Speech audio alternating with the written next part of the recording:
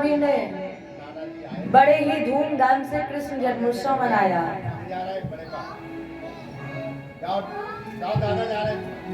जब योग माया ने आकाशवाणी द्वारा कंस से कहा कि तेरे काल का जन्म हो चुका है, तो कंस घबरा गया।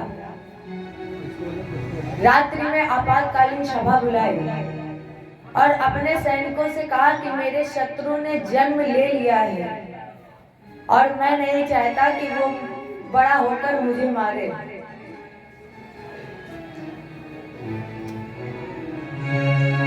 अब कंस के सैनिकों ने कहा कि हम ढूंढेंगे कहाँ उसे।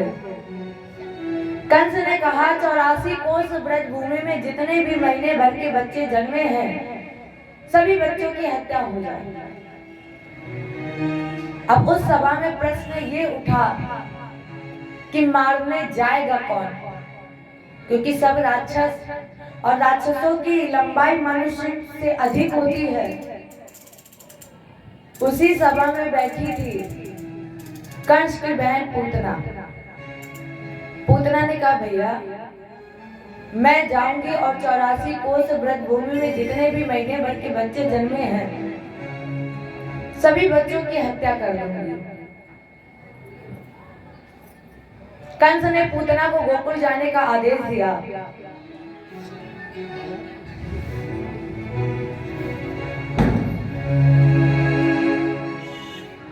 और जब पूतना को गोकुल जाने का आदेश मिल गया, उसने दोनों स्तनों पर जहर लगाया और गोकुल आई।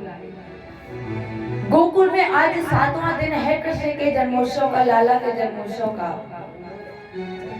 अब देखो कृष्ण का अवतार हुआ अष्टमी को और पूतना कृष्ण को मारने आई चतुर्दशी की ठीक 7वें दिन सुबह। क्यों? किसी भी दिन जा सकती थी, 7वें दिन ही क्यों आई? पहले आप ये जानिए कि पूतना है क्या? क्या है पूतना? पूत का अर्थ है पवित्र, और जो पवित्र नहीं है वो है पूतना। पवित्र क्या नहीं है? पवित्र नहीं है अज्ञान अविद्या, और पवित्र है ज्ञान। ज्ञान सा पवित्र करता कुछ भी नहीं है। गीता में भी कहा गया है नाहि ज्ञानेन सदृशम् अमिच्छामहेवयम्। इस संसार में ज्ञान के सिवाय पवित्र करता और कुछ भी नहीं है। सो अज्ञान है अपवित्र और ज्ञान है पवित्र। पूतना अर्थात अविद्या 14 ठिकानों पर वास करती है। चतुर्दशी के दिन क्यों आई? क्योंकि इसने 14 ठिकानों पर वास किया था। अविद्या वासना 14 स्थानों पर बसती है।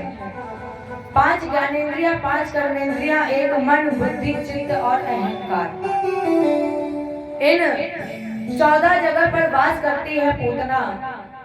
पूतना गोकुल पहुंची और 84 कोस ब्रज भूमि में जितने भी बच्चे महीने भर के जन्मे थे, सभी बच्चों को स्तनपान करा के सभी बच्चों की हत्या करती जा रही थी।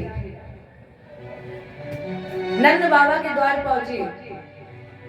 सभी मग्न थे, आनंद में झूम रहे थे, गा रहे थे, कह रहे थे नंद के आनंद भयो जय कन्हैया लाल की।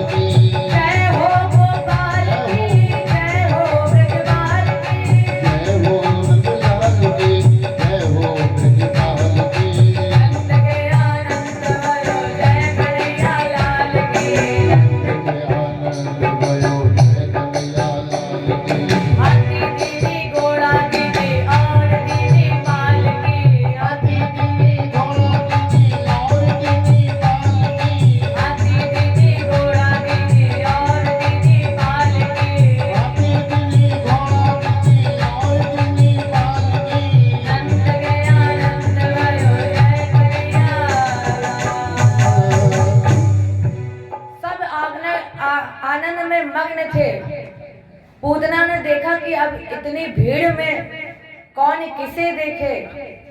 पूतना पहुंची द्वार पर। यशोदा जी लाला को झूले पर लिटाई थी। यशोदा जी ने देखा, देवी से पूछा, देवी कौन हो तुम? पूतना ने कहा, देखे माँ, बहन मैंने सुना है कि आपके यहाँ लाला हुआ है, तो हमने सोचा आपके लाला के दर्शन कर ले और आपके लाला को आशीर्वाद दे ले। यशोदा जी ने कहा, ठीक है, आप लाला के दर्शन करिए, तब तक मैं जलपान की व्यवस्था करके आती हूँ। यशोदा जी निकल गई और जैसे ही पूतना झूले के पास पहुंची, इधर उधर देखा, कोई देख नहीं रहा था। कन्हैया ने पूतना को देखा तो कन्हैया ने नेत्र बंद कर लिया। कन्हैया ने पूतना को देखकर नेत्र बंद कर लिए। राजा परीक्षित ने कहा, गुरुजी एक बात बताइए, कन्हैया ने पूतना को देखकर नेत्र बंद क्यों किए?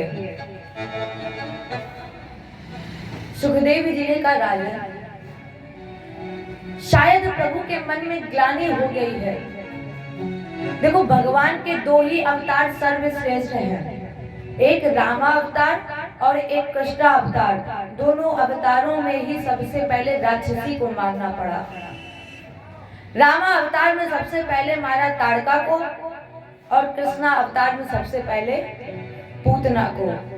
तो शायद प्रभु के मन में ग्लानि हो गई, इसी ग्लानि की वजह से परमात्मा ने, कन्हैया ने नेत्र बंद कर लिया। पूतना फिर इधर उधर देखी, कन्हैया को गोद में लिया। अब इसने सोचा कि हम इसे स्तनपान कराएंगे तो 5-10 मिनट में ये मर जाएगा, लेकिन 5 मिनट हो गए, कन्हैया को कुछ नहीं हुआ।